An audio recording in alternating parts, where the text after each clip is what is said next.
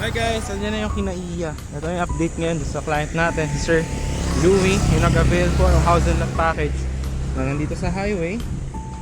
So papakita natin sa inyo kung ano na yung progress. So meron pa actually siya na katabi available, 200 square meter. This one is located here at Barangay Panungyan 1, Mendez, Cavite, 5 minutes from Tagaytay. Diretso yung highway na yan. Kung wala kang service, sakay ka ng Bukyo. Kung galing ka ng Manila, sakay ka PITX, Tagaytay, Mendez, baba ka sa McDo, sakay ka ng Bukyo, sabihin mo dito sa Barangay Panungyan 1. Tapos nandito yung property. So ngayon, napuntahan nyo to mga 1 month ago, napakasukal nito. Ngayon, binutas na natin. Tapos ayan na, ginagawa na yung pundasyon ng bahay ni Sir Louie. Ito yung gagawin na bahay, 150 square meter house with basement. Ayan siya, napakaganda. So dito, from this mohon, bubutasin yan, magiging concrete road here hanggang dyan, 5 meters road. Ito, okay. So yan, bubutasin siya and then diretso po doon. Yan yung may mga poste doon, yun yung ginagawa natin ngayon na house, no? Pundasyon para kay Sir Louie. Meron dito isa pang available, ito sold na to. Gagawin natin house and lot. Yan yung mga materyales, makikita nyo. Tsaka tayo mga hollow blocks. So kung nakakita nyo to 1 month ago, guys, grabe to. As in, hindi ka makadaan dito. Ngayon, yan, nilinis na natin siya. Tapos, ngayon, ginamit natin iba. Ginawa mo ng uling, sayang din kasi yung mga kahoy. Tapos yung muhon, available tayo dito, 200 square meter. House and lot package. Ang plano namin gawin is this one, A-frame house. Ayan. Or this one. Ayan. Or meron pa, kung anong gusto nyong house, pwede tayo gawin. Pero itong plano namin, for only 4.5 million package. Ayan siya. Down million is for only 2 million.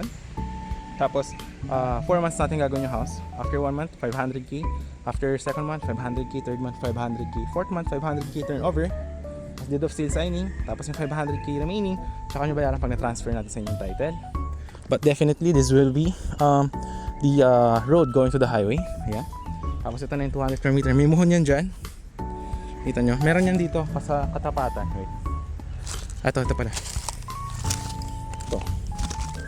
Ayan, ito yung muhon na katapat niya. Tapos yan, pahaba hanggang doon. Napakalaki ng frontage, guys. As in, laki. Tapos yan, ito kalsada to sa lahat sa tapat nyo. Wala kayong kapitbahay dito. Yung dulo niyan, end lot, isa lang kapitbahay nyo. So ginagawa na natin yung pundasyon ng house. So si Sir naman, si Sir Louie, nag-down na siya. So nabili na natin yung mga for materials niya. Ayan, may mga semento, bakal. Ayan. So ganun din sa kanya, mga 4 months din gagawin yung house. Ito yung muhon niya. Simula doon sa muhon doon, yan yung 200 square meter. Ito yung 5 meters concrete road. Itong muhon na to hanggang dyan, ito yung gagawin natin ng parking area ni Sir Louie. Paligudan yung kalsada. Tapos ito yung pundasyon ng kanyang house. Dahil sa kanya, guys, kaya natin ginawa sa kanya with basement kasi ang slope niya medyo pa slope, maganyan. End lot with easement. So yan, ginagawa na yung footing. Ayan siya. Ngayon, kung mapapansin nyo, ito yung main house dito. Bakit ganito yung naging itsura? Makikita nyo, ito kasi sinulit natin yung maximize ng kanyang lot. O dito, magkakaroon ng basement. Tapos, yan, buhos yan. Kung makikita nyo na bakal, guys, 16mm. Kahit third floor kaya nyan, guys. Pang mga building yan. Yung mga ganyang pundasyon, yan siya, makikita nyo. Bali, ano to, guys, yung kay Sir, ayan, ginagawa mo ng pundasyon, binuhusan. Tapos yun doon, yan, easement. May muhon yan dyan. Pero dahil end lot siya, meron pa siya mga pwedeng i-reclaim dyan. Mas around mga 30 or 25. Actually, mga 30 square meter yun. Tapos dito, magkakang-concrete road. Lagyan na natin siya ng connection ng water. Ayan. So, hindi na siya mahihirapan.